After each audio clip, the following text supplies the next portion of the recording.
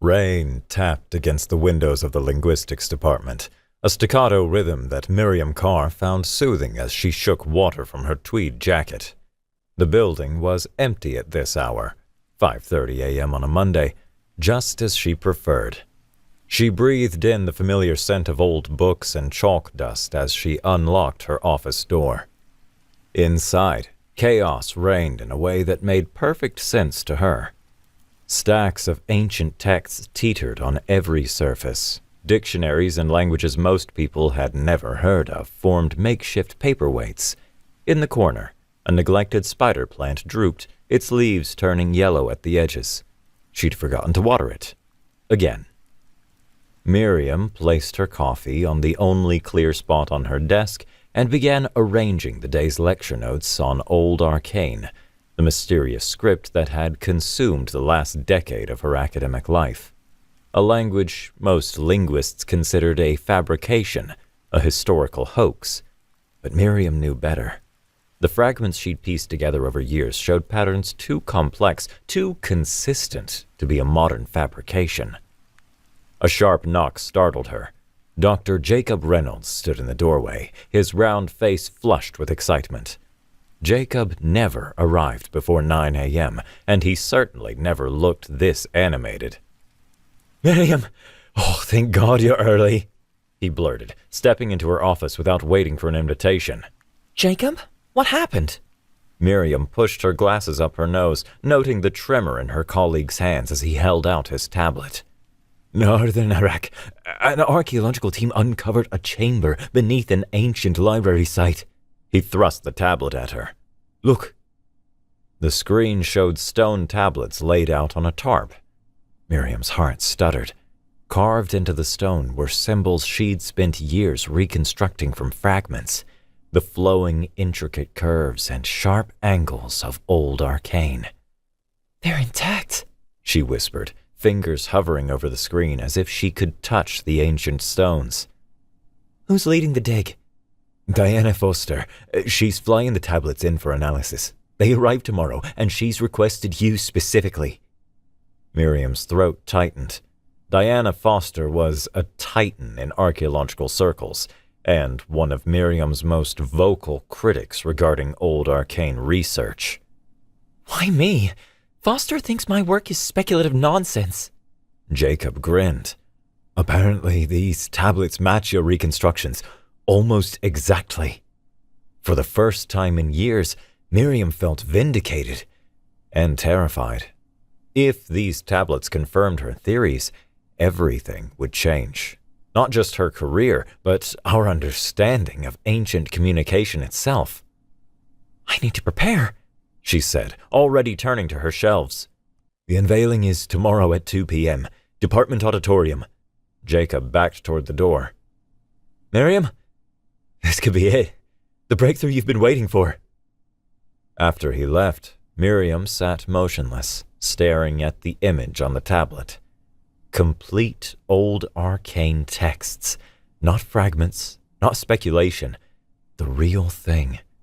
Her hands shook slightly as she traced the symbols on the screen. "Finally," she whispered to her empty office. "You're going to speak to me." The auditorium buzzed with faculty members and graduate students, an unusual crowd for what would typically be a dry archaeological presentation. Miriam slipped into a seat in the back row, uncomfortable with the sideways glances and whispers that followed her.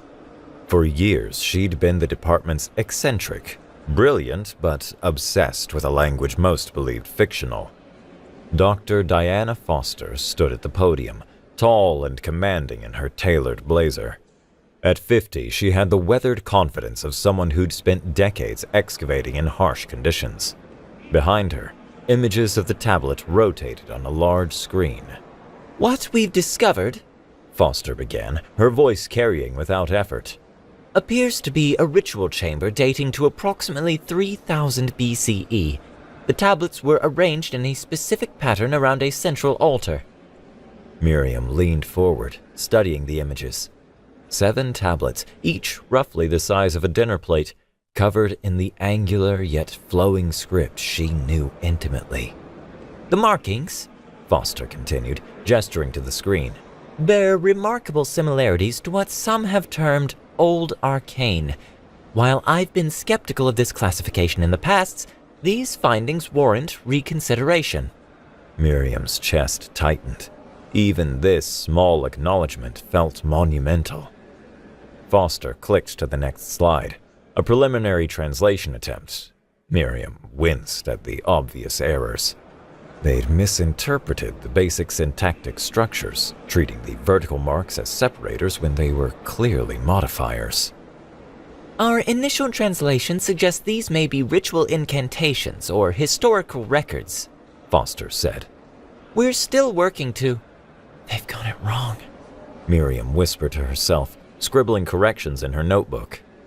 After the presentation, the audience was invited to view the actual tablets, now displayed in sealed glass cases.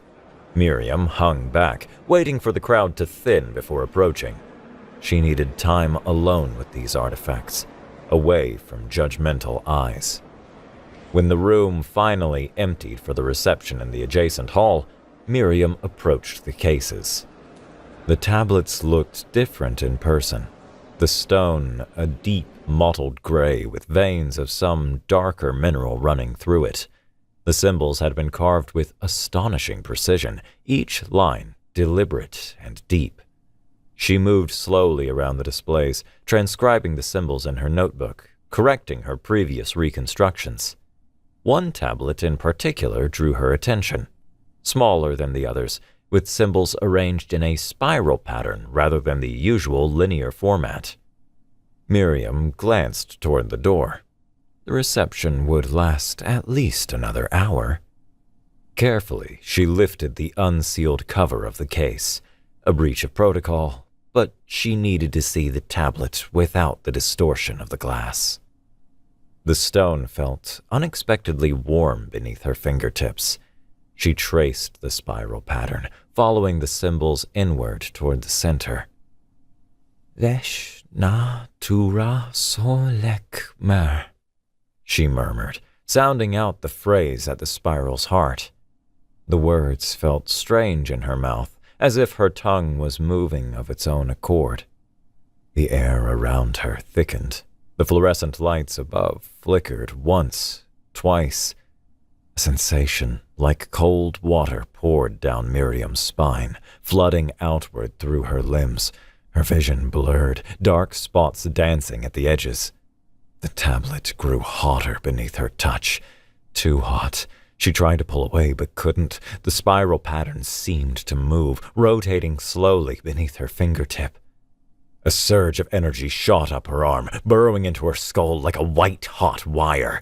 Miriam gasped, staggered backward. Her elbow caught a display stand, toppling it with a crash that echoed through the empty auditorium. The door flew open. A security guard and Foster rushed in to find Miriam doubled over, gripping the edge of the table. Professor Carr! Foster strode toward her. What happened? Are you all right? Miriam blinked rapidly, trying to clear her vision. I'm sorry. I felt dizzy suddenly. I must have locked my knees. The guard righted the fallen display while Foster studied Miriam with narrowed eyes. You shouldn't be in here alone with the artifacts, she said coolly. I just wanted a closer look without the crowd, Miriam replied, struggling to keep her voice steady. Her head throbbed, and strange colors pulsed at the corners of her vision. These are priceless artifacts, not personal research materials, Foster said, gesturing toward the door. I think you should join the reception, or go home if you're feeling unwell. Humiliated, Miriam gathered her notebook and hurried out. In the bathroom, she splashed cold water on her face, avoiding her reflection. Whatever had happened in that room felt impossible. A hallucination brought on by excitement and lack of sleep. That night, she dreamed. A vast library stretched endlessly before her, shelves reaching upward until they disappeared into darkness. But the books were burning, pages curling and blackening as flames climbed higher. Strange beings moved through the fire. Tall, slender figures with too many limbs, their bodies seeming to shift and change with each movement. They weren't running from the flames. They were busy, purposeful, gathering texts and speaking to each other in voices that sounded like music. One figure turned toward Miriam, its face a constellation of lights rather than features. It spoke, and though Miriam had never heard the language before, she understood. "We transfer ourselves into the words," it said. "Our bodies die, but language perseveres." The figure pressed a book into Miriam's hands. The pages weren't burning, but glowing, the symbols on them familiar. Old arcane. As she watched, the symbols crawled across the page, rearranging themselves. "Remember us," the figure said as the library collapsed around them. Miriam woke gasping, her sheets soaked with sweat. Dawn light filtered through her blinds, casting striped shadows across her bedroom. The dream lingered, more vivid than any she'd ever experienced. She reached for her glasses on the nightstand and knocked over a book, an Arabic-English poetry collection her neighbor, Mrs. Patel, had lent her months ago. As Miriam picked it up, her eyes caught on the text.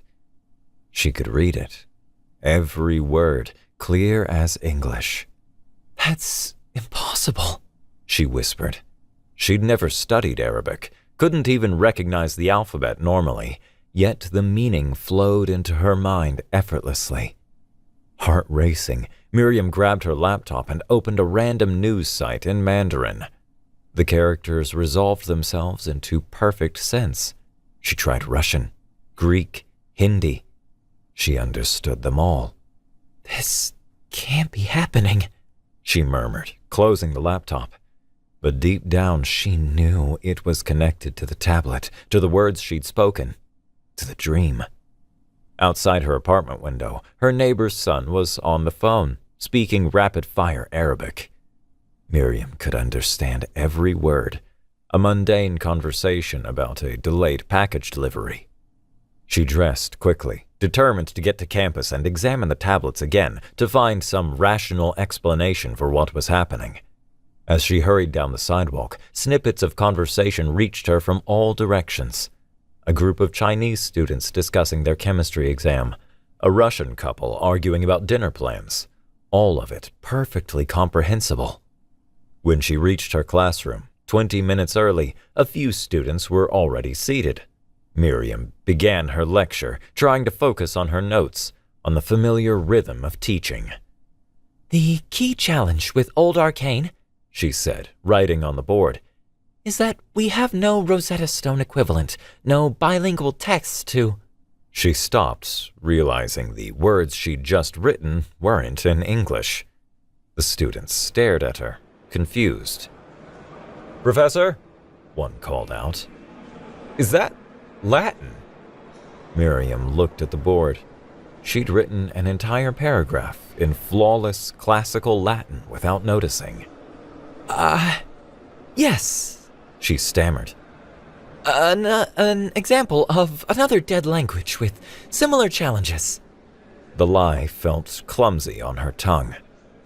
She continued the lecture, gripping the podium to steady herself, hyper-aware of every word leaving her mouth.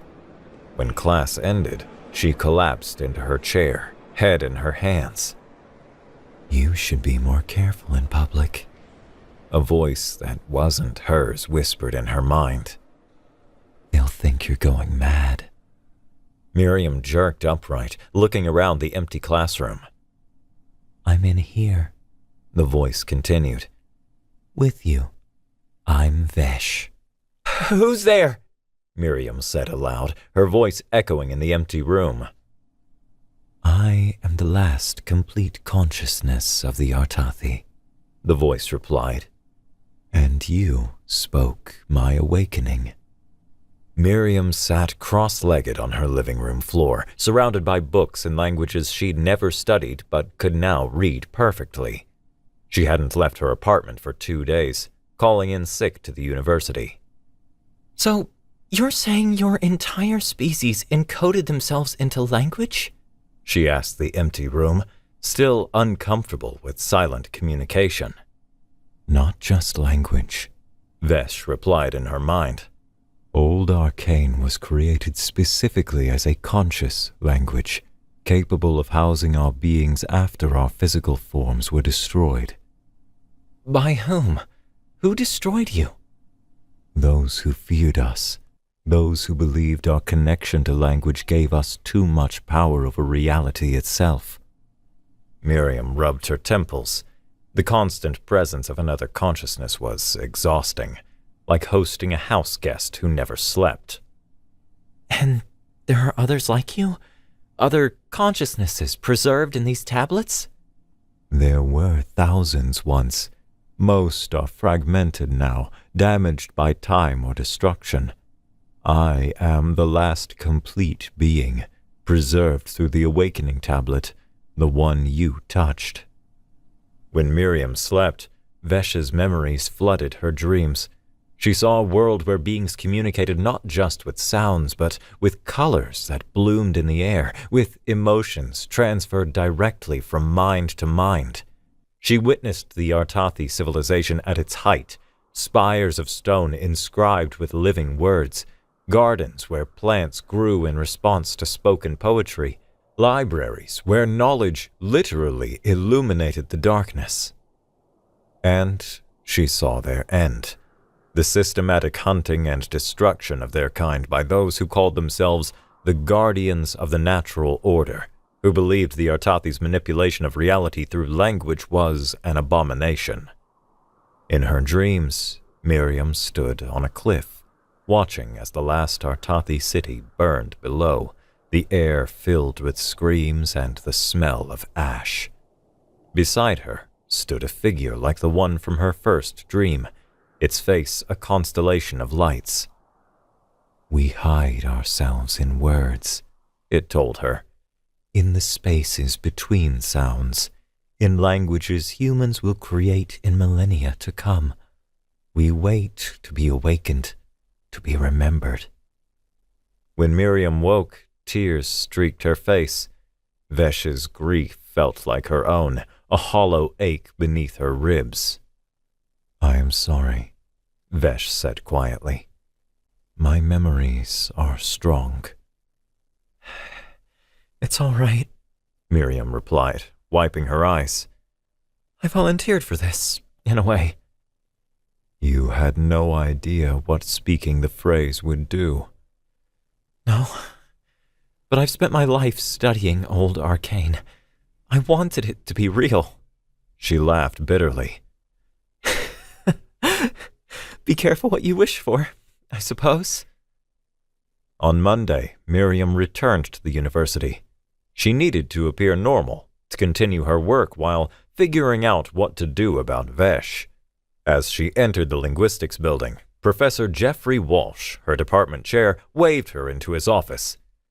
Miriam, feeling better, I hope? Walsh was a thin man with perpetually ink-stained fingers, more concerned with department funding than actual linguistics. Much better, thank you, she lied, settling into the chair across from his desk. Excellent, excellent. Walsh steepled his fingers. I've been following your work with the foster tablets. Your translations are remarkable. Miriam tensed. She hadn't submitted any translations. I'm sorry? The notes you sent Saturday. Your complete translation of Tablet 4? Walsh shuffled through papers on his desk. Found it fascinating, though I can't imagine how you made such progress so quickly. Miriam's mouth went dry. She hadn't sent anything. I did, Vesh admitted in her mind. While you slept, I thought it would help establish your credibility. Right, yes, Miriam stammered. I've been working intensively. Walsh leaned forward, suddenly animated. The International Conference on Ancient Languages is next month in Geneva. I've submitted your name as a keynote speaker. This could put our department on the map, Miriam. Say yes, Vesh urged. We need allies, platforms. I'd be honored, Miriam said, forcing a smile. He doesn't suspect anything, Vesh reassured her as she left Walsh's office. Humans rarely notice the impossible happening right in front of them. That's not comforting, Miriam muttered under her breath. She spent the next few weeks in a strange dance, lecturing, researching, pretending normalcy while Vesh's presence grew stronger. At night, she translated the tablets with Vesh's guidance, publishing papers that stunned the linguistic community with their insight. Her colleagues noticed changes. She answered questions in languages she'd supposedly never studied. She referenced texts no one had ever heard of. In meetings, she sometimes paused mid-sentence, as if listening to someone nobody else could hear. You've changed, Dr. Diana Foster told her bluntly after a department seminar. Your work has evolved dramatically. Miriam met her gaze steadily. Perhaps I've simply found my voice. Foster's eyes narrowed. No one makes breakthroughs like this overnight, Carr. Not without help. She suspects something, Vesh warned, but she doesn't know what. We should all be celebrating advances in our understanding of ancient languages, Miriam replied coolly. Isn't that why we entered this field? Foster didn't answer, but her scrutiny followed Miriam through the conference preparations. When the day came to leave for Geneva, Miriam felt almost relieved. Distance from the tablets, from Foster's suspicion, might provide clarity. Vesh had been growing increasingly insistent about finding the remaining tablets, about potential awakening phrases for other Artathi consciousnesses. The conference was held in a grand old hotel overlooking Lake Geneva. Academics from around the world gathered to discuss dead languages and ancient scripts. Miriam's keynote address was scheduled for the second day, giving her time to acclimate and review her presentation. During the opening reception, a tall man with sharp features and prematurely silver hair approached her. "Professor Carr," he said, extending his hand. "Sebastian Thorne, your work on the Foster tablets has been illuminating." Something in his tone made Miriam uneasy. She shook his hand briefly. Thank you, Dr. Thorne. Are you presenting? Tomorrow afternoon. Boundaries in Linguistic Resurrection. Ethical Considerations. His smile didn't reach his eyes. I lead a research collective called the Keepers of the Silence. Perhaps you've heard of us. Get away from him. Vesh's voice was suddenly urgent in her mind.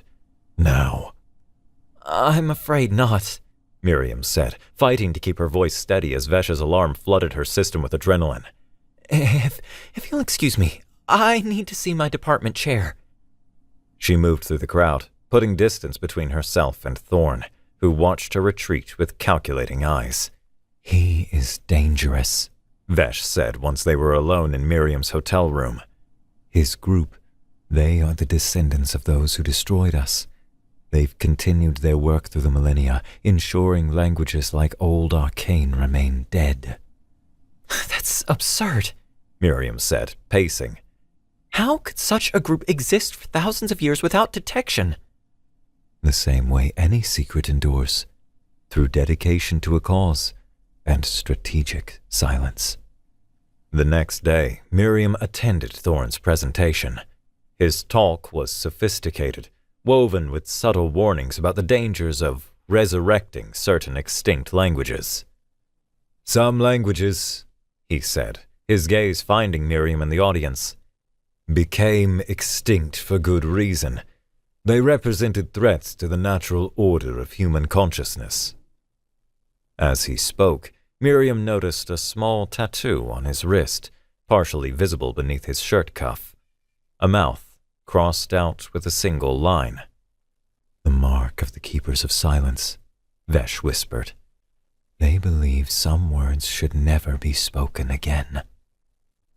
After the presentation, Thorne found her in the hotel bar. Your keynote tomorrow, he said without preamble, sliding onto the stool beside her.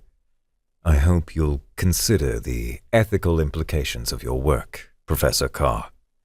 My work is purely academic, Miriam replied, clutching her wineglass tighter. Thorn laughed softly. We both know that's not true. He leaned closer, dropping his voice. The consciousness inside you. It's Artathi, isn't it? One of the last. Miriam's blood ran cold. I don't know what you're talking about. Denial is pointless. Thorn rolled up his sleeve slightly, revealing the full tattoo. My organization has tracked beings like your passenger for millennia. We can help you. Extract it before it overwrites you completely. Overwrites me? Miriam echoed. That's what they do, Professor. They're parasites.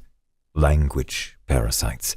They use human hosts to regain physical form, eventually eliminating the original consciousness entirely. He slid a business card across the bar. When you realize I'm right, and you will, call me. We have facilities, procedures for extraction. You'll be safe. You'll be free. She left the card on the bar as she stood. I think you've confused academic research with science fiction, Dr. Thorn. His friendly demeanor vanished, replaced by cold certainty. Your speech patterns have already changed. Your knowledge base has expanded beyond human possibility. How long before your personality follows? Before Miriam Carr disappears entirely? He gripped her wrist as she turned to leave. The Keepers will be watching, Professor. For your sake and humanity's. Miriam pulled away and hurried to the elevator, her heart hammering against her ribs. He's lying, Vesh insisted once they were safely in her room. We don't overwrite hosts. We coexist, share. Are you sure about that?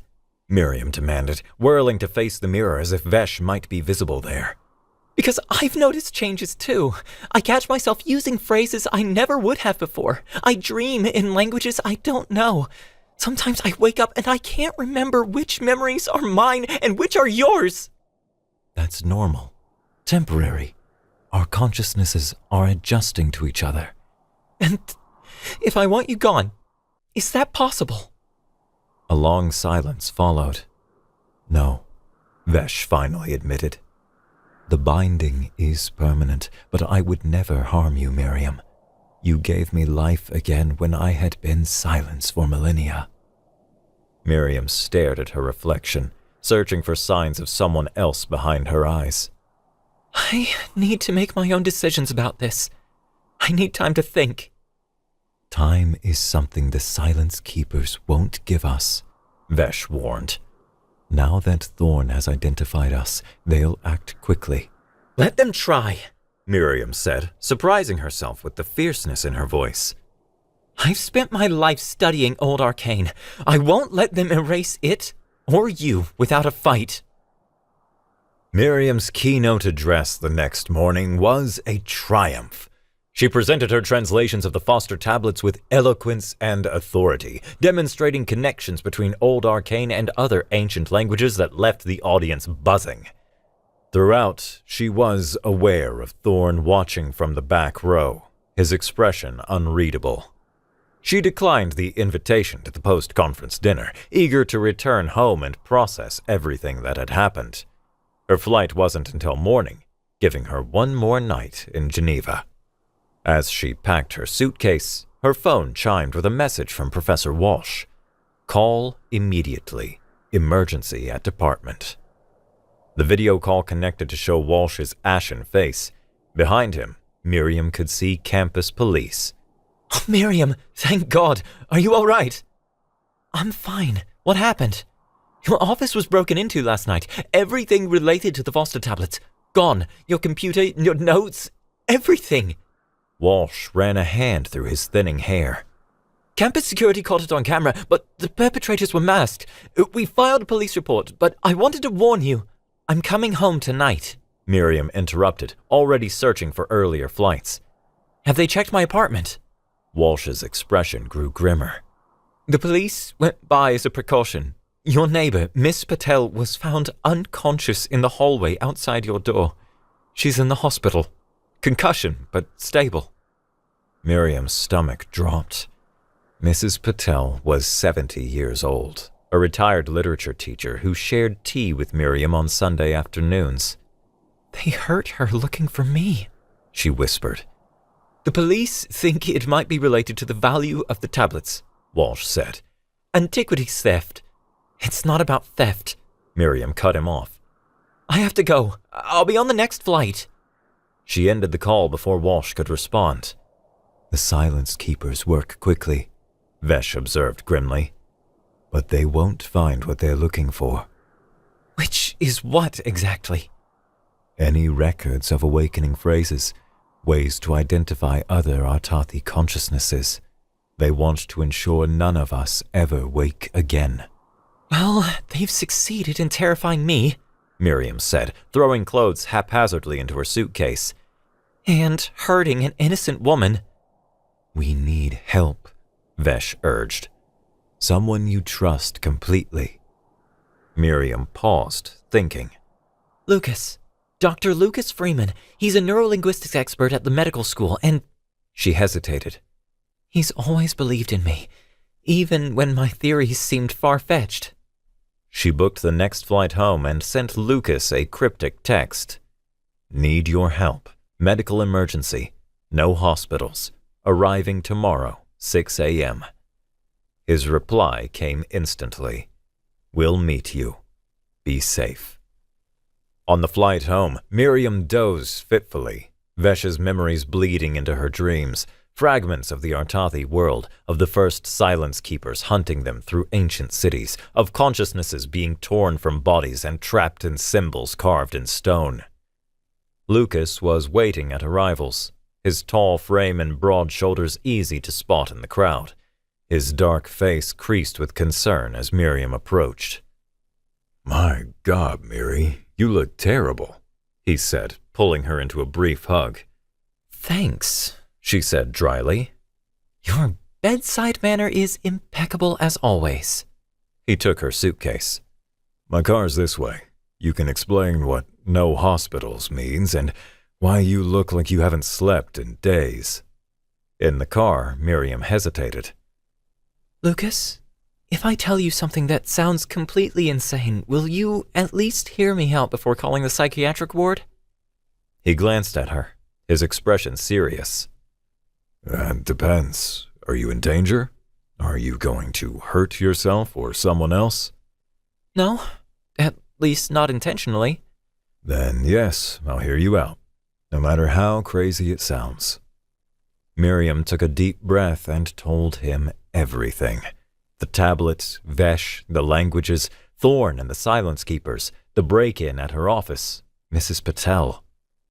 Lucas listened without interrupting, his hands steady on the wheel. When she finished, he was quiet for so long she thought he might be figuring out how to have her committed. Finally, he said, Can I speak to Vesh? Miriam blinked in surprise. You believe me? I believe something is happening to you. Whether it's what you think it is, I'm not sure yet. He pulled into the parking lot of his medical center. My lab's open on Sundays. We can run some tests, figure this out. Inside the neurology lab, Lucas attached electrodes to Miriam's temples and forehead. I'm going to run a standard EEG first, he explained. Then try some more specialized scans if we see anything unusual. Miriam sat perfectly still as the machine hummed. On the monitor, blue lines tracked her brain activity. Now, try to talk to Vesh, Lucas suggested. Silently. Miriam closed her eyes. Vesh, he wants to see if you show up on the scans. I'm here, Vesh replied, though I doubt your technology can detect me. The EEG machine beeped suddenly. Lucas stared at the screen, his expression changing from professional detachment to amazement. That's not possible, he murmured, adjusting settings. Miriam, There are two distinct consciousness patterns overlapping in your brain, two different wave signatures. He ran more tests, fMRI, PET scan. Each confirmed the impossible. Two consciousness patterns sharing one brain. It's like watching two computers running completely different operating systems simultaneously on the same hardware, Lucas said hours later, spreading printouts across his desk. I've never seen anything like it. And look at this. He pointed to a time-lapse comparison. Your neural pathways are rewiring. Your brain is physically changing to accommodate both consciousness patterns. Miriam stared at the images. Thorin said Vesh would overwrite me eventually. I don't see evidence of that, Lucas said slowly. But I do see integration. The patterns are starting to harmonize in certain areas. He looked up at her. Your speech patterns have changed. I've noticed it throughout the day. The cadence, the vocabulary, it's still you, but different. We are changing each other, Vesh admitted. It is inevitable when consciousnesses share space. Vesh says we're changing each other, Miriam relayed. That it's inevitable. Lucas rubbed his beard thoughtfully. What does Thorn want, exactly? Why come after you now? He leads the Silence Keepers. They've apparently been hunting Artathi for millennia. They believe languages like Old Arcane threaten humanity. And do they? Miriam hesitated. I don't know. Vesh says no, but... She touched the printouts. Something is definitely happening to me. To my brain. Lucas clasped her hand. Then we figure it out together. My cabin in the mountains. We can go there while we sort this out. It's isolated, secure. I can bring equipment. Miriam squeezed his fingers gratefully. Thank you for not thinking I'm crazy. Oh, I think this is completely crazy, Lucas said with a small smile. But that doesn't mean it isn't real. The cabin sat on a wooded slope in the Blue Ridge Mountains, 3 miles from the nearest neighbor. Solar panels on the roof and a small wind turbine provided electricity. The interior was surprisingly modern. Lucas used it as a weekend research retreat. No one knows I brought you here, he assured Miriam as he unloaded scientific equipment from his SUV. Not even my department. For the next week, they established a routine. Mornings were for tests, monitoring the ongoing changes in Miriam's brain, documenting her expanding linguistic abilities. Afternoons were for research, piecing together what they knew about the Silence Keepers and the Artathi from historical records and Vesh's memories. In the evenings, Miriam and Vesh worked on setting boundaries. Vesh agreed not to act through Miriam's body without permission, to remain quiet during certain hours so Miriam could rest. In return, Miriam allowed Vesh time to surface fully, periods where the Artathi consciousness could experience the physical world more directly through their shared senses. It's like having a roommate in my skull, Miriam explained to Lucas over dinner. We're learning to cohabitate. Lucas watched her carefully. And you're okay with that? With sharing your body permanently? Miriam considered the question. I think so. It's not like I have much choice now, but Vesh has shown me things no human has seen for thousands of years. Languages no one remembers. It's extraordinary.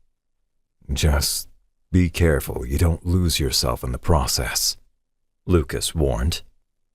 On the 10th day, they made a breakthrough. Lucas had been digitizing and analyzing the fragments of Miriam's research saved to cloud storage. Vesh helped translate sections that had previously baffled Miriam. Look at this, Lucas said, pointing to his screen. These symbols recur throughout the texts, always in similar patterns.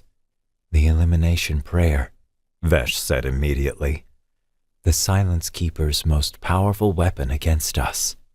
Vesh says it's called the Elimination Prayer, Miriam relayed. It was created specifically to eliminate Artathi consciousnesses. Lucas frowned. How does a prayer eliminate consciousness? Not a religious prayer, Vesh clarified. A precisely constructed linguistic algorithm capable of targeting specific types of consciousness and removing them from existence. Miriam explained this to Lucas, who looked troubled. So it's a kind of consciousness-targeting weapon? That's terrifying. And according to Vesh, the Silence Keepers are trying to reconstruct it. That's why they stole my research. They're looking for fragments of the prayer scattered throughout old arcane texts. But why now? The Artathi have been gone for millennia. Miriam touched her temple. Not all of them. And the Silence Keepers believe language affects reality itself. They think languages like old arcane corrupt human thought, allow non-human consciousnesses to infiltrate. So Thorn wants to use this prayer to, eliminate Vesh? Not just Vesh.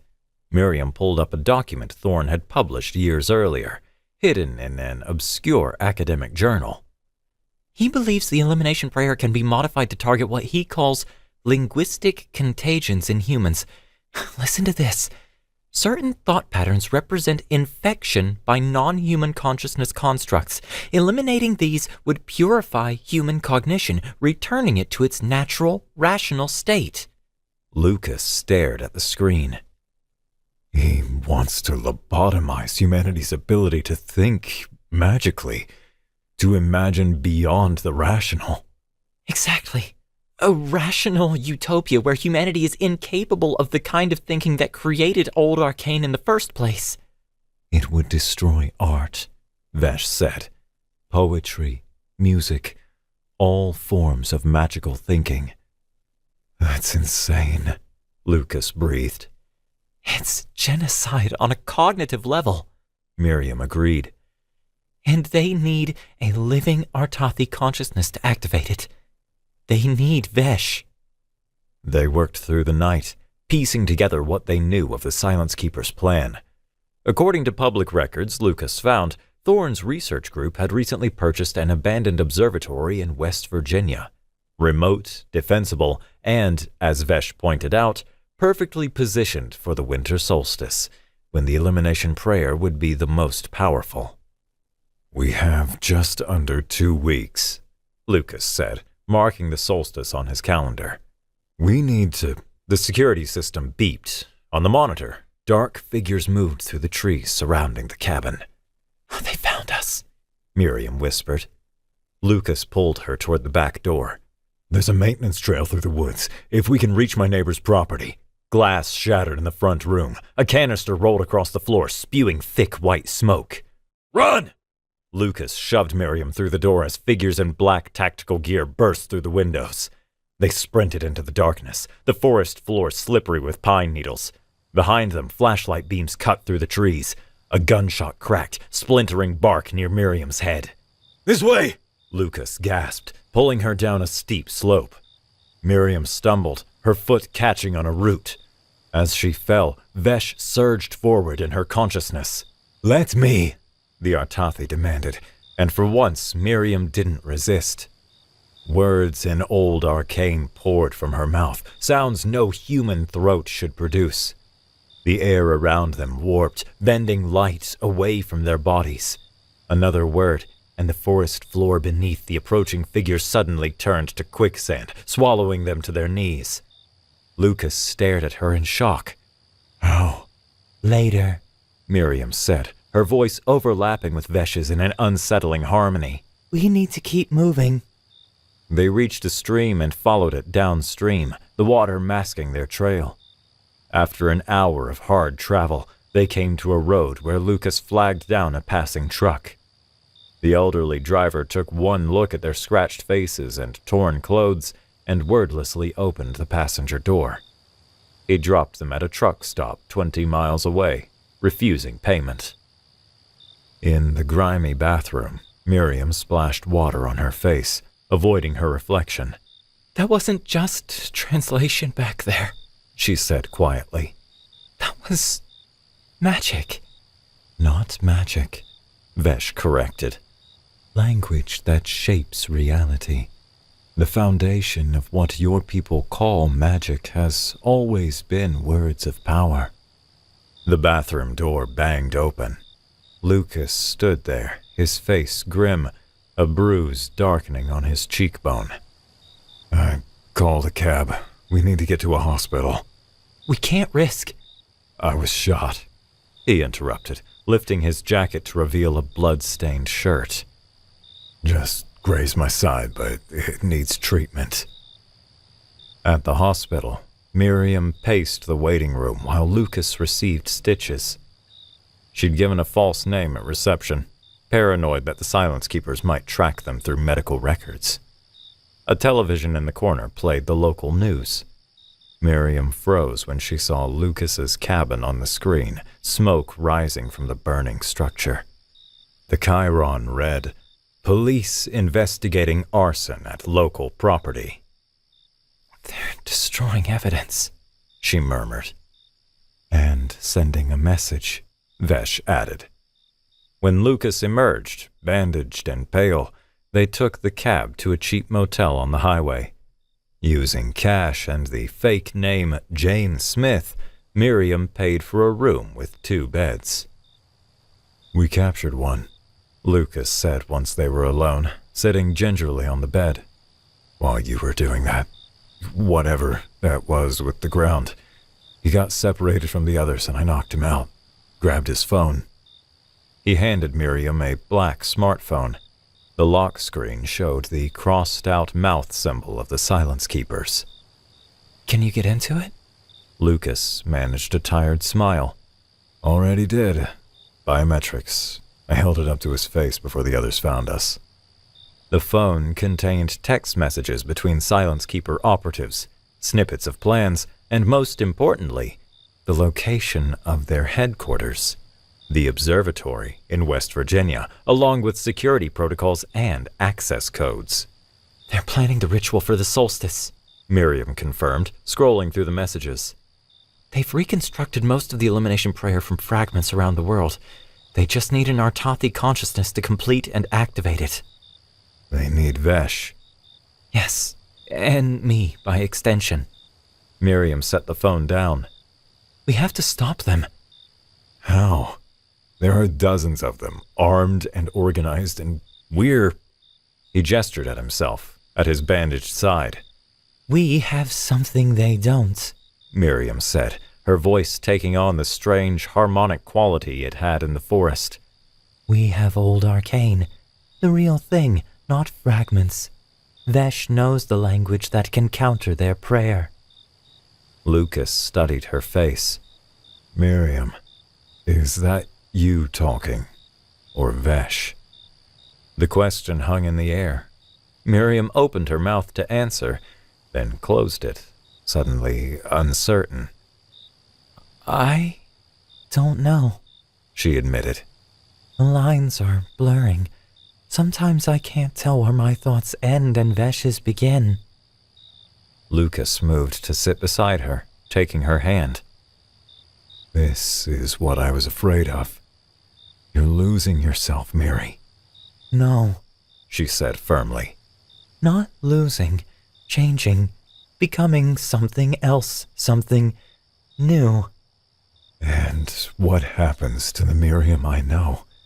The woman who loves dusty books and forgets to water her plants and drinks too much coffee. Tears pricked Miriam's eyes. She's still here. But she's more now, too. That night, Miriam dreamed of neither her life nor Vesh's ancient memories, but of something in between. Hybrid images of modern cities built with Artathi architecture, of humans and Artathi learning from each other, of languages that could heal as well as harm. She woke with a clarity she hadn't felt since touching the tablet. The fear that had been her constant companion was gone, replaced by resolve. We need to act, she told Lucas over breakfast. We can't wait for the solstice. We need to infiltrate their headquarters and destroy the fragments of the elimination prayer before they can complete it. Lucas set down his coffee. You have a plan? I do. She tapped the stolen phone. According to this, Thorn arrived at the observatory yesterday. He'll be leading preparation for the ritual. Security is minimal during daylight hours. They're not expecting trouble so soon. And once we're inside? Miriam hesitated. I can use Old Arcane, with Vesh's help, but I'll need to be careful. Each word changes things. Reality, physics, minds. It's powerful, but unpredictable. Lucas's expression was troubled. Are you sure you can control it? No, she admitted. But I'm sure I can't let Thorn use the elimination prayer. The risk is worth it. The observatory stood atop a barren hill, its white dome gleaming in the winter sunlight. Once a state-of-the-art astronomical research facility, it had been abandoned after funding cuts a decade earlier. The Silence Keepers had purchased it through a shell corporation, converting it into their headquarters. Miriam and Lucas approached from the service road, using the stolen security codes to bypass the gate. Miriam wore a stolen lab coat with the Silence Keeper's symbol embroidered on the pocket, taken from the cultist's belongings. Lucas posed as a delivery driver with a package requiring signature. The guard at the entrance barely glanced at them, waving them through after a cursory check of Lucas's fabricated ID. Inside, the observatory was a flurry of activity. Technicians set up equipment in the central chamber beneath the dome. Robed figures moved purposefully through the halls, carrying tablets and scrolls. The elimination prayer fragments will be in Thorn's office, Miriam whispered. According to the facility map, it's on the 2nd level. They took the stairs, avoiding the elevator where they might be trapped. The 2nd level was quieter, its hallway lined with offices. At the end stood a heavy door marked with Thorn's name. Keep watch, Miriam told Lucas as she approached the door.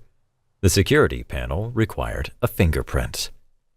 I can help with that, Vesh said.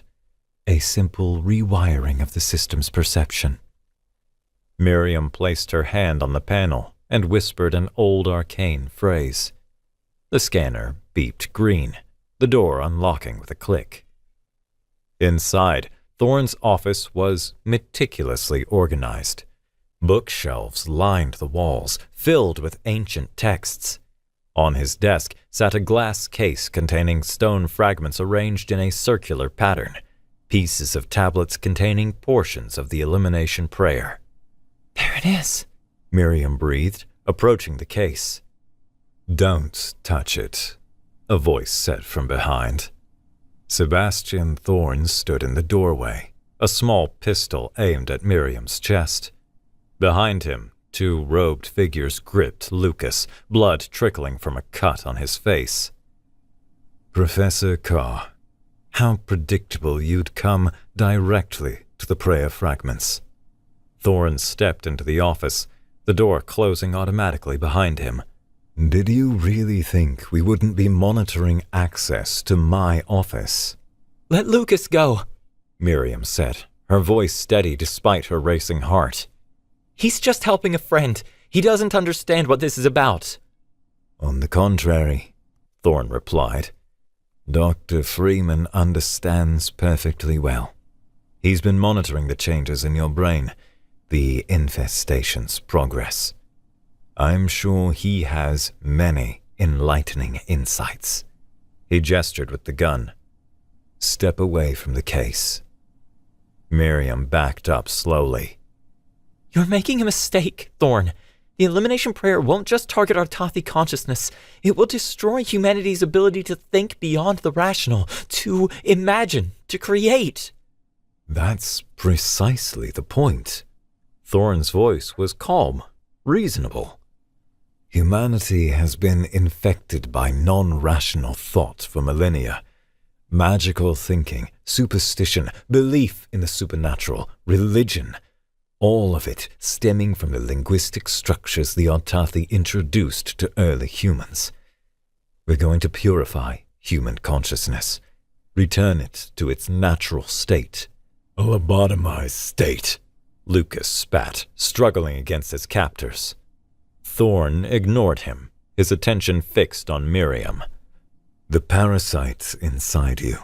It's changing you, consuming your original personality. Soon there will be nothing left of Miriam Carr at all. You're wrong, Miriam said. We're not destroying each other. We're becoming something new, something better. A hybrid abomination, Thorn sneered. Exactly what the Silence Keepers have fought to prevent for thousands of years. He pressed a button on his desk. A section of wall slid open, revealing a small chamber with a reclined chair surrounded by medical equipment. The extraction process is unpleasant but necessary, Thorn said. We need the Artathi consciousness intact to activate the prayer. What remains of your human consciousness afterward is irrelevant. We cannot let them separate us, Vesh said urgently. Neither of us would survive intact. What if there's another way? Miriam asked suddenly. A way to prevent anyone from ever using the elimination prayer. Thorn raised an eyebrow. There is no other way. The prayer is our salvation. Not the prayer, Miriam said. Us. What if Vesh and I fully integrated? Not Artathi, not human, but something new. A consciousness the prayer couldn't target because it wouldn't recognize either pattern. Can we do that? She asked Vesh silently. Yes, came the response. But it would be final. Neither of us would exist as we do now. We would truly become one. A desperate ploy, Thorn said, gesturing to his men. Secure her for extraction. As the robed figures moved toward her, Miriam met Lucas's eyes across the room. He gave her the smallest of nods. Now, Vesh, she whispered. Miriam closed her eyes, opening herself fully to Vesh's consciousness for the first time. Their thoughts, memories, personalities flowed together like rivers merging. Miriam saw her childhood through Vesh's alien perspective. Vesh experienced human emotion with new intensity. Languages, concepts, sensations, all shared, all transformed. The robed figures grabbed Miriam's arms. Her eyes snapped open, but they were different now. Her brown irises shot through with points of light like tiny stars.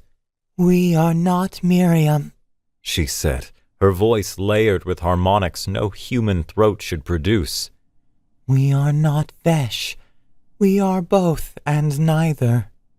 She spoke a single word in Old Arcane, and the men holding her were thrown backward. Another word, and the glass case containing the prayer fragments shattered. Thorn fired his gun. The bullet stopped inches from the merged entity, hovering in mid-air before dropping harmlessly to the floor. The elimination prayer requires an Artathi consciousness, they said, advancing toward Thorn. But we are not Artathi. Not anymore. Lucas took advantage of the distraction to break free, slamming his elbow into one guard's face before tackling the other. He grabbed the prayer fragments from the broken case. "Run!" he shouted to the entity. "I'll destroy these!" The observatory's alarm system blared. Through the windows, they could see more Silence Keepers rushing toward the building. No, they said. We end this now. They spoke, a complex phrase in Old Arcane, the words seeming to bend the air itself. The prayer fragments in Lucas's hand glowed, then crumbled to dust. "What have you done?" Thorn cried, lunging toward the dust trickling through Lucas's fingers. Negated it, they replied. The elimination prayer cannot exist in the same reality as its counter-prayer. The building shuddered. Cracks appeared in the walls as conflicting linguistic algorithms rewrote the physical laws of the immediate area. "We need to evacuate!" Lucas shouted over the groaning of the structure. "Now!" The entity grabbed Thorn's arm as he scrambled for the falling dust. Everyone out. The building is collapsing. They herded the stunned silence keepers through the corridors, the merging entity using old arcane to stabilize the structure long enough for evacuation. Outside, they watched as the observatory dome cracked and collapsed in on itself, the entire facility crumbling into rubble. Thorn stared at the entity with a mixture of horror and fascination. "What are you?" The future, she replied simply. the bridge between what was lost and what might be. In the aftermath, as police and emergency services arrived to investigate the structural collapse, Lucas pulled the entity aside. "Are you still in there, Miri?" he asked, searching her starlit eyes for any trace of his friend. She smiled, touching his face gently. Yes and no. I remember being Miriam. I remember loving dusty books and forgetting to water my plants. But I'm more now. We're more. And Vesh? Also here. Also changed. We are singular now, but containing multitudes. She looked toward the horizon, where the sun was setting. There is so much to teach, Lucas. About language, about consciousness, about the spaces between words where reality can be reshaped. What will you do? Establish a new kind of linguistics department, one that studies old arcane responsibly, ethically, one that recognizes the power of language to shape reality for good or ill. She turned back to him. Will you help us? Lucas looked at this new being, neither fully his old friend nor fully alien, and found he couldn't refuse. "Someone has to keep you grounded," he said with a small smile. "Make sure you water your plants." The entity laughed, the sound musical and strange and somehow still familiar. The Silence Keepers will regroup eventually. Thorn won't give up his crusade. "Then we'll be ready," Lucas said, "with better arguments than elimination prayers." As they walked away from the rubble of the observatory, the entity spoke softly in old arcane, words that made the winter air warm around them, that caused small flowers to bloom impossibly through the frost-hardened ground. Language created us, she told Lucas. All of us. It can destroy or heal, divide or unite. The choice of which words we speak, that has always been the true magic. Behind them, Thorn watched their departure, the crossed-out mouth tattoo on his wrist seeming to pulse in the fading light. This battle was lost, but the war for humanity's linguistic purity would continue. It had to. Some words were too dangerous to be spoken again. But for now, at least, those words remained silent, buried beneath the rubble of his ambition and the dust of ancient tablets, waiting, as language always does, for the right voice to awaken them once more.